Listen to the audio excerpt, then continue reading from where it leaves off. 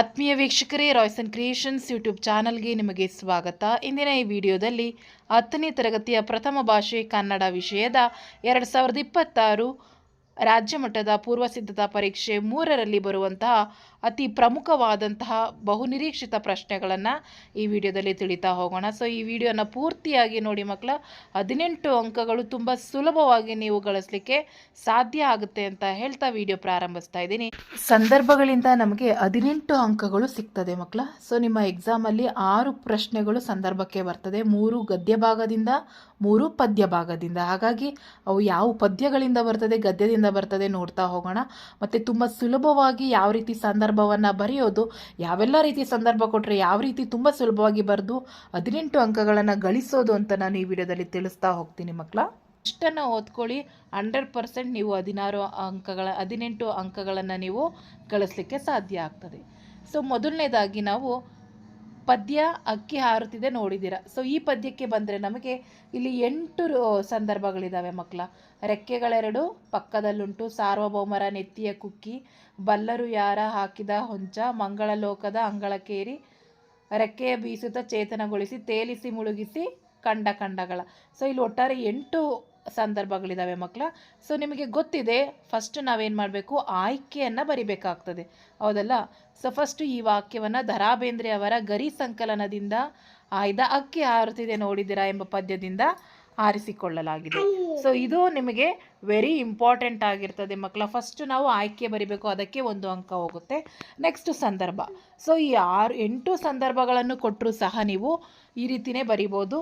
ಕವಿ ದ.ರಾ ಬೇಂದ್ರೆಯವರು ಕಾಲದ ಗತಿಯನ್ನು ಆರುವ ಹಕ್ಕಿಗೆ ಹೋಲಿಸಿ ವರ್ಣಿಸುವಂತಹ ಸಂದರ್ಭದಲ್ಲಿ ಈ ಮಾತನ್ನು ಹೇಳಲಾಗಿದೆ.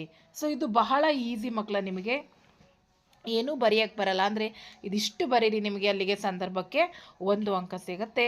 ನೆಕ್ಸ್ಟ್ ಸ್ವಾರಸ್ಯಕ್ಕೆ ಬಂದರೆ, ಕಾಲ ಪಕ್ಷಿಯ ಹೊಡೆತಕ್ಕೆ ಮಾನವ ಪ್ರಪಂಚದಲ್ಲಾಗುವ ವಿಸ್ಮಯ ಬದಲಾವಣೆಯನ್ನು ತಿಳಿಸಿರುವುದು ಇಲ್ಲಿನ ಸ್ವಾರಸ್ಯವಾಗಿದೆ. ಇದಿಷ್ಟಕ್ಕೂ ನಿಮಗೆ ಇಷ್ಟನ್ನು ಪ್ರಾಕ್ಟೀಸ್ ಮಾಡ್ಕೊಳ್ಳಿ, ನಿಮಗೆ 3 ಅಂಕ ಫಿಕ್ಸ್ ಮಕ್ಕಳ. ನೆಕ್ಸ್ಟ್ ಚಲಮನೆ ಮೆರೆವೆಂ. ಸೊ ಈ ಒಂದು ಪದ್ಯದಿಂದ ನಮಗೆ ಈ 6 ಸಂದರ್ಭಗಳು ಕೇಳ್ತಾರೆ. ನೆಲಕ್ಕಿರುವೆನೆಂದು ಬಗೆದಿರೆ ಛಲಕ್ಕಿರುವೆಂ, ಸಮರದೊಳೆ ನಗಜ್ಜ ಪೇಮಾವುದು ಗಜ್ಜಂ, ಮೇಣಾಯ್ತು ಕೌರಂಗವನಿತಳ. ಸೊ ಒಟ್ಟಾರೆ ನಿಮಗೆ ಚಲಮನೆ ಮೆರೆವೆಂಮಿಂದ ಈ 6 ಸಂದರ್ಭಗಳನ್ನ ಕೇಳ್ತಾರೆ. ನೆಲಕ್ಕಿರುವೆನೆಂದು ಬಗೆದಿರೆ ಛಲಕ್ಕಿರುವೆಂ. ಸೊ ಅಲ್ಲಿಂದ ಈ ಒಟ್ಟಾರೆ ಈ 6 ಸಂದರ್ಭಗಳನ್ನು ಕೇಳ್ತಾರೆ ಮಕ್ಕಳೇ. ಇದಿಷ್ಟಕ್ಕೂ ನಿಮಗೆ ಸೇಮ್ ಇದಿಷ್ಟನ್ನೇ ಬರೆಯೋದನ್ನು ಅಭ್ಯಾಸ ಮಾಡ್ಕೊಳ್ಳಿ. ಸೊ ಈ ವಾಕ್ಯವನ್ನು ರನ್ನ ಕವಿಯವರು ಬರೆದಿರುವ ಗದಾಯುಧ ಕೃತಿಯಿಂದ ಆಯ್ದ ಚಲಮನೆ ಮೆರೆವೆಂಬ ಪದ್ಯದಿಂದ ಆರಿಸಿಕೊಳ್ಳಲಾಗಿದೆ.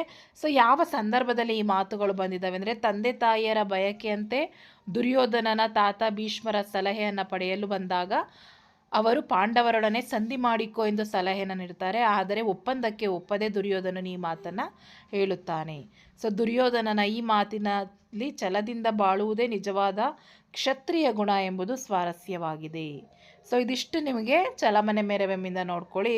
ನೆಕ್ಸ್ಟು ಅಸುರು. ಈ ಪದ್ಯದಲ್ಲಿ ನಿಮಗೆ ಬರುವಂಥದ್ದು, ಅಸುರಾದುದು ಕವಿಯಾತ್ಮಂ ಬೇರೆ ಬಣ್ಣವನ್ನೇ ಕಾಣೆ, ಹಸುರು ಹಸಿರಿಳಿಯುಸಿರು, ಹಸುರುತ್ತಲ್ ಹಸುರಿತ್ತಲ್ ಹಸುರೆತ್ತಲ್, ಗಿಳಿಯದೆ ಬಣ್ಣದ ನೋಟ, ಹಸುರು ಸಂಜೆಯೇ ಬಿಸಿಲು. ಸೊ ಈ ವಾಕ್ಯವನ್ನು ಕುವೆಂಪು ಅವರು ರಚಿಸಿರುವ ಪಕ್ಷಿಕಾಶಿ ಎಂಬ ಕೃತಿಯಿಂದ ಆಯ್ದ ಹಸಿರು ಪದ್ಯದಿಂದ ಆಯ್ಕೆ ಮಾಡಿಕೊಳ್ಳಲಾಗಿದೆ. ಸೊ ಸಂದರ್ಭ ಸಸ್ಯ ಸಮೃದ್ಧಿಯ ಹಸಿರು, ಆಗಸ ಮುಗಿಲು ಗದ್ದೆ, ಬಯಲು ಸಂಜೆ ಹೂಗಂಪು, ಹಕ್ಕಿಯ ದನಿ ಕಡಲಿನವರೆಗೂ ವ್ಯಾಪಿಸಿದೆ ಎಂಬುದು ವರ್ಣಿಸುವಂತಹ ಸಂದರ್ಭದಲ್ಲಿ ಈ ಮಾತನ್ನು ಹೇಳಿದ್ದಾರೆ. ಸ್ವಾರಸ್ಯ, ಕವಿಯ ಕಣ್ಣಿಗೆ ಸರ್ವವೂ ಹಸಿರಾಗಿ ಕಂಡಿರುವುದೇ ಇಲ್ಲಿನ ಸ್ವಾರಸ್ಯವಾಗಿದೆ. ಸೊ ಇದಿಷ್ಟನ್ನು ನೀವು ನೋಡ್ಕೊಳ್ಳಿ ಮಕ್ಕಳೇ. ಇದೇ ರೀತಿ ಬರೀಲಿಕ್ಕೆ ಪ್ರಾಕ್ಟೀಸನ್ನು ಮಾಡ್ಕೊಳ್ಳಿ, ನಿಮಗೆ ಅಂಕಗಳು ಸಿಗ್ತದೆ. ನೆಕ್ಸ್ಟ್ ಪದ್ಯ 8, ಕೆಮ್ಮೆನೆ ಮೀಸೆ ಒತ್ತನೆ. ಸೊ ಈ ಪದ್ಯದಲ್ಲಿ ನಮಗೆ ಈ 3 ನಮಗೆ ಹೆಚ್ಚಾಗಿ ಕೇಳ್ತಾರೆ ಮಕ್ಕಳ. ಸೊ ಈ 3 ಸಂದರ್ಭಗಳನ್ನು ನೋಡ್ಕೊಳ್ಳಿ. ಈ ವಾಕ್ಯವನ್ನು ಪಂಪ ಭಾರತ ಕೃತಿಯಿಂದ ಆಯ್ದ ಕೆಮ್ಮೆನೆ ಮೀಸೆ ಹೊತ್ತೇನೆ ಎಂಬ ಪದ್ಯ ಭಾಗದಲ್ಲಿ ಆರಿಸಿಕೊಳ್ಳಲಾಗಿದೆ. ಸಂದರ್ಭ ಬಂದು, ದ್ರೋಣನಿಗೆ ಬಡತನ ಎದುರಾಗಿ ದ್ರವ್ಯವನ್ನು ಬೇಡಲು ಪರಶುರಾಮನ ಬಳಿಗೆ ಬಂದಾಗ ದ್ರೋಣ ಮತ್ತು ಪರಶುರಾಮರ ನಡುವೆ ನಡೆಯುವ ಮಾತಿನ ಸಂದರ್ಭದಲ್ಲಿ ಈ ಮಾತು ಬಂದಿದೆ. ಸೊ ಸ್ವಾರಸ್ಯ, ದ್ರೋಣನು ಬಿಲ್ವಿದ್ಯೆಯಲ್ಲಿ ಪ್ರವೀಣನಾದರೂ ಬಡತನದಿಂದಾಗಿ ಬೇಡಲು ಹೋಗಿದ್ದು ಸ್ವಾರಸ್ಯವಾಗಿದೆ. ಸೊ ಇದಿಷ್ಟು ಕೆಮ್ಮೆನೆ ಮೀಸೆ ಹೊತ್ತೇನೆ ಪದ್ಯದಿಂದ ಆಯ್ಕೆ ಮಾಡಿರೋವಂಥದ್ದು. ನೆಕ್ಸ್ಟು ಅದರಲ್ಲೇ ನೋಡಿ ಇನ್ನು 4 ಬರ್ತವೆ, ಅವಕ್ಕೆ ಈ ರೀತಿನೇ. ಸೊ ಒಟ್ಟಾರೆ ಇಲ್ಲಿ ನಿಮಗೆ 8 ಸಂದರ್ಭಗಳು ಕೇಳ್ತಾರೆ. 3ಕ್ಕೆ ಇವು 3 ಬಂದರೆ ಈ ರೀತಿ ಬರೀರಿ. ಇನ್ನು ಉಳಿದಂಥ ಇವು 5 ಬಂದರೆ ಮಕ್ಕಳ ನಿಮಗೆ ಸೊ ಈ ರೀತಿ ಇದೇ ಆಯ್ಕೆ ಸೇಮ್ ಇರುತ್ತೆ. ಸಂದರ್ಭ ದೃಪದನ ಅರಮನೆಯಲ್ಲಿ ದೃಪದ ಮತ್ತು ದ್ರೋಣರ ನಡುವೆ ನಡೆಯುವ ಮಾತಿನ ಸಂದರ್ಭದಲ್ಲಿ ಮಾತು ಬಂದಿದೆ. ಸೊ ಸ್ವಾರಸ್ಯ ಇಲ್ಲಿ ದೃಪದನು ಅಹಂಕಾರ, ಅದರಿಂದ ಅವಮಾನಿತನಾದ ದ್ರೋಣನ ಸಿಡಿದೇಳುವ ಗುಣ ಇಲ್ಲಿ ಸ್ವಾರಸ್ಯಕವಾಗಿದೆ. ಸೊ ಇದಿಷ್ಟನ್ನು ಬರೆದ್ರೆ ನಿಮಗೆ ಕಂಪ್ಲೀಟಾಗಿ ಅಲ್ಲಿಗೆ ಅಂಕಗಳು ಸಿಗ್ತದೆ. ಸೊ ನೆಕ್ಸ್ಟ್ ಇದರಲ್ಲೇ 9ನೇದು ನುಂಕನ್ ತಪ್ಪನರೆ ಏನೆಂದು ಸಭೆಯೊಳ್ ನುಡಿದಂ. ಸೊ ಈ ವಾಕ್ಯವನ್ನು ಪಂಪ ಭಾರತ ಕೃತಿಯಿಂದ ಆಯ್ದ ಕೆಮ್ಮೆನೆ ಮೀಸೆ ಹೊತ್ತೆ ನಿಮ್ಮ ಪದ್ಯ ಭಾಗದಿಂದ ಆರಿಸಲಾಗಿದೆ. ಸೊ ಸಂದರ್ಭ ದ್ರೋಣರು ಸಹಾಯ ನಿರೀಕ್ಷಿಸಿ ದೃಪದನ ಅರಮನೆಯ ಬಳಿಗೆ ಬಂದ ದ್ವಾರಪಾಲಕನಿಗೆ ನಿಮ್ಮ ಸ್ನೇಹಿತ ದ್ರೋಣ ಬಂದಿದ್ದಾನೆ ಅಂತ ಹೇಳುವಂಥ ಸಂದರ್ಭದಲ್ಲಿ ಈ ಮಾತು ಬಂದಿದೆ. ಸ್ವಾರಸ್ಯ ನೋಡಿ, ಒಟ್ಟಾರೆ ನಿಮಗೆ ಈ ಕೆಮ್ಮೆನೆ ಮೀಸೆ ಹೊತ್ತನೆ ಪದ್ಯದಲ್ಲಿ 9 ಸಂದರ್ಭಗಳಿವೆ. 3ಕ್ಕೆ ಈ ರೀತಿ ಬರೀರಿ, ಇವು 5ಕ್ಕೆ ಈ ರೀತಿ ಪ್ರಾಕ್ಟೀಸ್ ಮಾಡ್ಕೊಳ್ಳಿ, ಇದಕ್ಕೆ ಈ ಥರ ಬರೀರಿ. ಇದರ PDF ಡಿಸ್ಕ್ರಿಪ್ಷನಲ್ಲಿ ಹಾಕಿರ್ತೀನಿ, ಡೌನ್ಲೋಡ್ ಮಾಡ್ಕೊಳ್ಳಿ. ತದನಂತರ ವ್ಯಾಘ್ರಗೀತೆ. ಸೊ ಇದರಲ್ಲಿ ನಿಮಗೆ ಕೇಳುವಂಥದ್ದು ಈ 5 ಸಂದರ್ಭಗಳು. ಖಂಡವಿಧಿಕೋ, ಮಾಂಸವಿಧಿಕೋ, ಗುಂಡಿಗೆಯ ರಕ್ತ, ಬಿಸಿ ರಕ್ತವಿಧಿಕೋ, ಅಲ್ಲಿಂದ ಮಡಿಯಬೇಕಾದರೆ ಮಾಡಿಯೇ ಮಡಿಯುತ್ತೇನೆ. ಸೊ ಇಲ್ಲಿ 5 ಇದ್ದಾವೆ ನೋಡಿ. ಹುಲಿ ಈಗ ಎಷ್ಟು ಹಸಿದಿರಬೇಕು, ನಾನು ಮುಖ ಮೇಲಾಗಿ ಬಿದ್ದಿದ್ದೇನೆ, ದೇವರೇ ಮರ ಹತ್ತುವಷ್ಟು ಅವಕಾಶ ಕರುಣಿಸು. ಇದಿಷ್ಟೇ ಬರುವಂಥದ್ದು ಮಕ್ಕಳ. ಇದಕ್ಕೆ ಇದೇ ರೀತಿ ಬರೀರಿ, ಆಯ್ಕೆಯನ್ನು ಬರೀರಿ. ನೆಕ್ಸ್ಟು ಸಂದರ್ಭಕ್ಕೆ ಬಂದಾಗ ಹಿಂಸ ಪಶುಗಳು ಸಹ ಬದುಕುವುದಕ್ಕೆ ಒಂದು ಆದರ್ಶವನ್ನು ಪಾಲಿಸುವಾಗ ಪುಣ್ಯಭೂಮಿ ಭರತದಲ್ಲಿರುವಂತಹ ಮನುಷ್ಯರು ಹಿರಿಯರ ಆದರ್ಶವನ್ನು ಪಾಲಿಸಿದರಾಗದೆ ಎಂಬುದನ್ನು ವಿಡಂಬಿಸುವಂಥ ಸಂದರ್ಭವೇ ಆಗಿದೆ. ಸೊ ಸ್ವಾರಸ್ಯ ಬಂದು ಹುಲಿಯ ಧರ್ಮಶ್ರದ್ಧೆ ಮತ್ತು ಶಾನುಭೋಗರ ಸಾವಿನ ಸಂಕಟದಿಂದ ಪಾರಾಗುವ ರೀತಿ ಇಲ್ಲಿನ ಸ್ವಾರಸ್ಯವಾಗಿದೆ. ಇದಿಷ್ಟನ್ನು ನೋಡ್ಕೊಳ್ಳಿ ಮಕ್ಕಳ ವ್ಯಾಘ್ರಗೀತೆಯಿಂದ. ನೆಕ್ಸ್ಟು ಭಾಗ್ಯಶಿಲ್ಪಿಗಳು. ಸೊ ಇದರಲ್ಲೂ ಸಹ ನಮಗೆ ಒಟ್ಟಾರೆ ಬರುವಂಥದ್ದು 9 ಸಂದರ್ಭಗಳನ್ನ ಕೇಳ್ತಾರೆ ಮಕ್ಕಳ. ಸೊ ಈ 9 ಸಂದರ್ಭದಲ್ಲಿ ಸ್ಟಾರ್ಟಿಂಗ್ ನೋಡಿ, ಇವು ಸಾಮಾಜಿಕ ಕಾನೂನುಗಳ ಹರಿಕಾರ, ಮೈಸೂರು ಸಂಸ್ಥಾನಕ್ಕೆ ಮಾದರಿ ಸಂಸ್ಥಾನ ಎಂಬ ಕೀರ್ತಿ ಪ್ರಾಪ್ತವಾಗ್ತದೆ. ನೆಕ್ಸ್ಟು ಮೊಟ್ಟ ಮೊದಲ ಬಾರಿಗೆ ಸ್ತ್ರೀಯರಿಗೆ ಮತದಾನದ ಹಕ್ಕು, ಮೈಸೂರು ಗ್ರಾಮ ನ್ಯಾಯಾಲಯದ ಕಾಯ್ದೆ. ಸೊ ಇದಿಷ್ಟಕ್ಕೆ ನೀವು ಇದೇ ರೀತಿ ಬರಿಬೇಕಾಗ್ತದೆ. ಸೊ ಆಯ್ಕೆಯನ್ನು ಬರೆದುಕೊಳ್ಳಿ, ಸೇಮ್ ನಿಮಗೆ ಗೊತ್ತಿದೆ. ಸೊ ಭಾಗ್ಯಶಿಲ್ಪಿ ಎಂಬ ಗದ್ಯ ಭಾಗದಿಂದ ಆಯ್ದ ನಾಲ್ವಡಿ ಕೃಷ್ಣರಾಜ ಒಡೆಯರು ಭಾಗದಿಂದ ಆರಿಸಲಾಗಿದೆ. ಸಂದರ್ಭ ನಾಲ್ವಡಿ ಕೃಷ್ಣರಾಜ ಒಡೆಯರು ಮೈಸೂರು ರಾಜ್ಯಕ್ಕೆ ಸಲ್ಲಿಸಿದ ಸೇವೆಯನ್ನು ವಿವರಿಸುವ ಸಂದರ್ಭದಲ್ಲಿ ಈ ಮಾತನ್ನು ಲೇಖಕರು ಹೇಳಿದ್ದಾರೆ. ಸ್ವಾರಸ್ಯ ಈ 4ಕ್ಕೆ ಇದೇ ರೀತಿ ಸ್ವಾರಸ್ಯವನ್ನು ಬರೀರಿ ಮಕ್ಕಳ, ನಿಮಗೆ ಕಂಪ್ಲೀಟಾಗಿ 3 ಅಂಕಗಳು ಸಿಗ್ತದೆ. ನೆಕ್ಸ್ಟ್ ಶಿಕ್ಷಣಕ್ಕಾಗಿಯೇ ಶಿಕ್ಷಣ ಇರಬೇಕು, ಕೈಗಾರೀಕರಣ ಇಲ್ಲವೇ ಅವನತಿ, ಮೈಸೂರು ಮಾದರಿ ಎಂಬ ಹೊಸ ಆಡಳಿತ ಜನ್ಮ ತಾಳಿತು. ಸೊ ಈ ವಾಕ್ಯವನ್ನು ಸೇಮ್ ಇದೇ ಥರ ಶ್ರೀ DS ಜಯಪ್ಪ ಗೌಡ ಅವರು ಬರೆದಿರುವಂತಹ ಸರ್ ಎಂ ವಿಶ್ವೇಶ್ವರಯ್ಯ ಅವರ ಕಾರ್ಯಸಾಧನೆಗಳು ಕೃತಿಯಿಂದ ಆಯ್ದ ಭಾಗ್ಯಶಿಲ್ಪಿಗಳು ಗದ್ಯದಿಂದ ಆರಿಸಲಾಗಿದೆ. ಸೊ ಸಂದರ್ಭ ಮತ್ತು ಸ್ವಾರಸ್ಯ. ಸೊ ವಿಶ್ವೇಶ್ವರಯ್ಯ ಅವರು ದಿವಾನರಾಗಿ ಮೈಸೂರು ರಾಜ್ಯಕ್ಕಾಗಿ ಸಲ್ಲಿಸಿದ ಸೇವೆಗಳನ್ನು ವಿವರಿಸುವ ಸಂದರ್ಭದಲ್ಲಿ ಲೇಖಕರು ಈ ಮಾತನ್ನು ಹೇಳಿದ್ದಾರೆ ಅಂತ ಬರೆದು ಸ್ವಾರಸ್ಯವನ್ನು ನೀವು ಬರೀಬೇಕಾಗುತ್ತೆ. ನೋಡಿ, ಇಲ್ಲಿ ಕಾಣಿಸ್ತಾ ಇದೆ, ಸೇವೆಯೇ ಪ್ರತಿಫಲ, ಸೇವೆಯೇ ಮೈಸೂರು ರಾಜ್ಯದ ಸರ್ವತೋಮುಖ ವಿಕಾಸಕ್ಕಾಗಿ ಸಲ್ಲಿಸಿದ ಸೇವೆಯಲ್ಲಿ ಸ್ವಾರಸ್ಯಕರವಾಗಿದೆ. ಇದಿಷ್ಟನ್ನು ನೋಡ್ಕೊಳ್ಳಿ. ನೆಕ್ಸ್ಟು ಅವರ ಸಾಧನೆಯ ಕಿರೀಟಕ್ಕೆ ಮತ್ತೊಂದು ಗರಿಯನ್ನು ಸೇರಿಸಲಾಯಿತು. ತಾವು ಕಡಿಮೆ ಮಾತನಾಡಿದ್ದೀರಿ ಮತ್ತು ಹೆಚ್ಚು ಕೆಲಸ ಮಾಡಿದ್ದೀರಿ. ಸೊ ಈ 2 ಪ್ರಶ್ನೆಗಳನ್ನು ಮಕ್ಕಳು ತುಂಬ ಬಾರಿ ಕೇಳ್ತಿದ್ದಾರೆ. ಹಾಗಾಗಿ ಇದನ್ನು ನೀವು ನೋಡ್ಕೊಳ್ಳಿ. ಆಯ್ಕೆ ಸೇಮ್ ಇರುತ್ತೆ. ಯಾವುದೇ ಇದಕ್ಕೆ ಹೋದರೂ ಭಾಗ್ಯಶಿಲ್ಪಿಗಳು ಅಂತ ಬಂದರೆ ಇದೇ ಆಯ್ಕೆ ಇರುತ್ತೆ. ಸಂದರ್ಭಗಳನ್ನು ನೋಡ್ಕೊಳ್ಳಿ ಮಕ್ಕಳು, ಯಾವ ಸಂದರ್ಭದಲ್ಲಿ ಈ ವಾಕ್ಯ ಬಂದಿದೆ. ಸೊ ಇದಿಷ್ಟು ವೆರಿ ಇಂಪಾರ್ಟೆಂಟ್ ನಿಮಗೆ ಭಾಗ್ಯಶಿಲ್ಪಿಗಳು ಪಾಠದಿಂದ. ನೆಕ್ಸ್ಟ್ ಎದೆಗೆ ಬಿದ್ದ ಅಕ್ಷರ. ಸೊ ಇದರಲ್ಲಿ ನಮಗೆ ಫಸ್ಟ್ ನಾವು ಈ 3 ನೋಡ್ಕೊಳ್ಳೋಣ. ಹಾಗಾದರೆ ಎಲ್ಲರಿಗೆ ಮನೆ ಆಗುವವರೆಗೆ ನನಗೂ ಸಹ ಮನೆ ಬೇಡ, ಏನ್ರಯ್ಯ ಏನು ಮಾಡ್ತಾ ಇದ್ದೀರಾ, ನಿಲ್ಲಿಸಿ ನನ್ನ ಮಕ್ಕಳ. ಸೊ ಈ 3 ಸಂದರ್ಭ ಕೇಳಿದರೆ ಈ ಎದೆಗೆ ಬಿದ್ದ ಅಕ್ಷರ ಪಾಠದಲ್ಲಿ ಸೇಮ್ ಈ ವಾಕ್ಯವನ್ನು ದೇವನೂರು ಮಹಾದೇವ ಅವರು ಬರೆದಿರುವ ಎದೆಗೆ ಬಿದ್ದ ಅಕ್ಷರ ಕೃತೆಯಿಂದ ಆಯ್ದ ಎದೆಗೆ ಬಿದ್ದ ಅಕ್ಷರ ಗದ್ಯದಿಂದ ಆರಿಸಿಕೊಳ್ಳಲಾಗಿದೆ. ಇದು ಆಯ್ಕೆ ಸೇಮ್ ಇದೆ. ಸಂದರ್ಭ ಯಾವ ಸಂದರ್ಭದಲ್ಲಿ ಮಾತು ಬರುತ್ತೆ? ಗ್ರಾಮ ದೇವತೆ ಮನೆಮಂಚಮ್ಮನಿಗೆ ಜನರು ಗುಡಿ ಕಟ್ಟುತ್ತಿದ್ದ ಸಂದರ್ಭದಲ್ಲಿ ಒಬ್ಬನ ಮೈ ಮೇಲೆ ಬಂದು ಆಹ್ವಾನಿಸಿಕೊಂಡು ಈ ಮಾತನ್ನು ಹೇಳುತ್ತಾಳೆ. ಸೊ ಈ ಮೂರಕ್ಕೆ ಇದಿಷ್ಟನೇ ಸಂದರ್ಭ ಬರೀರಿ. You will get complete 3 marks. ಸ್ವಾರಸ್ಯ ಏನು? ತನ್ನ ಭಕ್ತರಿಗೆ ಮನೆ ಇಲ್ಲದ ಮೇಲೆ ನನಗೂ ಸಹ ಮನೆ ಬೇಡ ಎಂಬುದು ಮನೆ ಮಂಚಮ್ಮನವರ ದೇವತೆಯ ಮಾತು ಸಮಾನತೆಯ ಸಂಕೇತವಾಗಿದೆ. ಇದಿಷ್ಟನ್ನು ಬರೆದ್ರೆ ನಿಮಗೆ ಕಂಪ್ಲೀಟ್ ಅಂಕಗಳು ಸಿಗ್ತದೆ. ನೆಕ್ಸ್ಟು, ಯಾವ ಜೀವಿಯೂ ತನ್ನಷ್ಟಕ್ಕೆ ತಾನಿಲ್ಲ.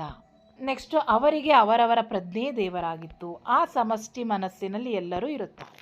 ಸೊ ಈ 3 ಸಂದರ್ಭಗಳನ್ನು ನಿಮಗೆ ಈ ಪಾಠದಲ್ಲಿ ಎದೆಗೆ ಬಿದ್ದ ಅಕ್ಷರದಲ್ಲಿ ಕೇಳಿದರೆ ಆಯ್ಕೆ ಸೇಮ್ ಇರುತ್ತೆ.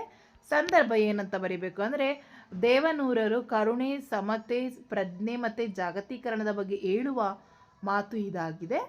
ಸ್ವಾರಸ್ಯ ಏನಪ್ಪ ಅಂದರೆ, ಬದುಕಿನ ನಡೆನುಡಿಗಳ ವಿಧಾನ ಮತ್ತು ಜೀವಿಗಳ ನಡುವಿನ ಸಂಬಂಧಗಳ ಮಹತ್ವ ಇಲ್ಲಿ ಸ್ವಾರಸ್ಯವಾಗಿ ಬಂದಿದೆ.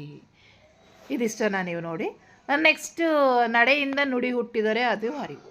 ಸೊ ಸಂದರ್ಭ ಮತ್ತು ಸ್ವಾರಸ್ಯ ಇದಿಷ್ಟನ್ನು ನೋಡ್ಕೊಳ್ಳಿ ಮಕ್ಕಳ. ವಚನಕಾರರ ದೃಷ್ಟಿಯಲ್ಲಿ ಅರಿವು ಎಂದರೆ ಏನು ಎಂಬುದನ್ನು ವಿವರಿಸುವಾಗ ಈ ಮಾತನ್ನು ಹೇಳಲಾಗಿದೆ. ಸೊ ಸ್ವಾರಸ್ಯ ಏನಪ್ಪ ಅಂದರೆ, ಕ್ರಿಯೆಯ ಅನುಭವದ ಅರಿವು ನುಡಿದಂತೆ ನಡೆಯದಿದ್ದರೆ ದೇವರು ಮೆಚ್ಚುವುದಿಲ್ಲ ಎಂಬುದು ಇಲ್ಲಿನ ಸ್ವಾರಸ್ಯವಾಗಿದೆ.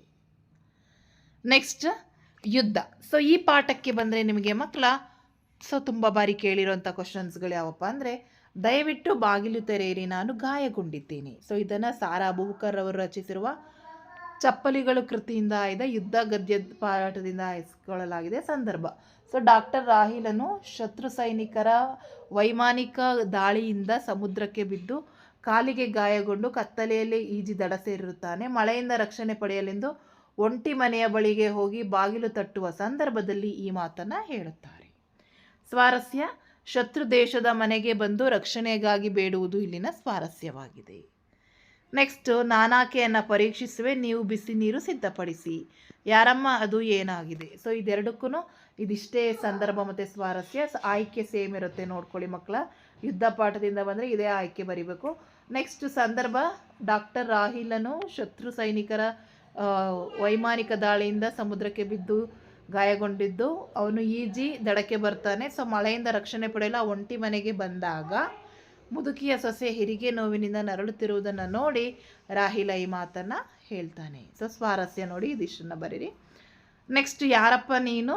ನಮ್ಮ ಕಡೆಯವನು ತಾನೇ, ನಾನು ಯುದ್ಧ ಮಾಡುವ ಮೂರ್ಖರ ಕಡೆಯವನಲ್ಲ. ಸೊ ಇದೆರಡು ಇದಕ್ಕೆ ಸೊ ಸಂದರ್ಭವನ್ನು ಬರೀರಿ.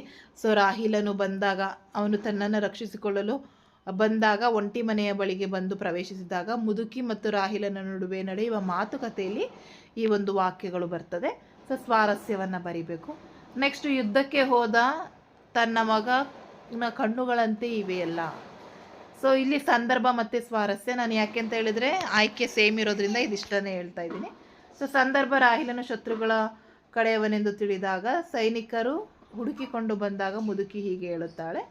ನೆಕ್ಸ್ಟ್, ರಾಹಿಲನಲ್ಲಿ ತನ್ನ ಮಗನನ್ನು ಕಾಣುವ ಪುತ್ರವಾತ್ಸಲ್ಯ, ಆತನನ್ನು ರಕ್ಷಿಸುವ ಕರುಣಾಭಾವ ಇಲ್ಲಿನ ಸ್ವಾರಸ್ಯವಾಗಿದೆ. ನೆಕ್ಸ್ಟ್, ನನ್ನ ಮೊಮ್ಮಗನಿಗೆ ಹೆಣವಿದೆಯಲ್ಲಿ, ನನ್ನ ಮೊಮ್ಮಗುವಿನ ಹೆಣವಿದೆಯಲ್ಲಿ ಅದನ್ನು ನೋಡಿ ಯಾರಾದರೂ ಗಾಯಗೊಂಡ ಸೈನಿಕರು ಈ ಕಡೆ ಬಂದಿದ್ದಾರೆಯೇ? ಆದರೂ ಈ ಮನೆಯಲ್ಲೊಮ್ಮೆ ನೋಡಿಬಿಡಿ. ಸೊ ಈ ಸಂದರ್ಭಗಳನ್ನು ನೋಡಿ. ನೆಕ್ಸ್ಟ್, ಮನೆಯೊಳಗೆ ಯಾವ ರೀತಿಯ ಕ್ರೌರ್ಯವು ನಡೆಯುತ್ತಿದೆ? ಹೊರಗೆ ಯುದ್ಧದ ಹೆಸರಿನಲ್ಲಿ ಮನುಷ್ಯ ಜೀವಿಗಳ ಸಾಮೂಹಿಕ ಕೊಲೆ. ಸೊ ಒಟ್ಟಾರೆ ನಿಮಗೆ ಇಲ್ಲಿಷ್ಟು ಕಾಣಿಸ್ತಿದೆಯಲ್ಲ, ಇದಿಷ್ಟನ್ನು ಮಕ್ಕಳ ಸಂದರ್ಭಗಳು ನೋಡ್ಕೊಳ್ಳಿ, ಬೇರೆ ಏನೂ ಬೇಡ. ಸೊ ನಾನು ಇಲ್ಲಿ ಏನು ನಿಮಗೆ ಈ ಒಂದು PDF ಹಾಕ್ತೀನಲ್ಲ, ಇದಿಷ್ಟು ಸಂದರ್ಭ ನೋಡ್ಕೊಳ್ಳಿ. ಇದರೊಳಗಡೆ ನಿಮಗೆ ಸಂದರ್ಭಗಳು ಬರುವಂಥದ್ದು. ಹಾಗಾಗಿ 18 ಮಾರ್ಕ್ಸು ಫಿಕ್ಸ್ ನೀವು ತಗೊಳ್ಳಿಕ್ಕೆ ಬಹಳ ಯೂಸ್ಫುಲ್ ಆಗ್ತದೆ ಈ ಒಂದು ವಿಡಿಯೋ. ಸೊ ಹಾಗಾಗಿ ಚೆನ್ನಾಗಿ ಅಭ್ಯಾಸ ಮಾಡ್ಕೊಳ್ಳಿ, ಎಕ್ಸಾಮ್ಗೆ ಪ್ರಿಪೇರ್ ಆಗಿ ಅಂತ ಹೇಳ್ತಾ ವಿಡಿಯೋ ಎಂಡ್ ಮಾಡ್ತಾ ಇದ್ದೀನಿ. Thank you.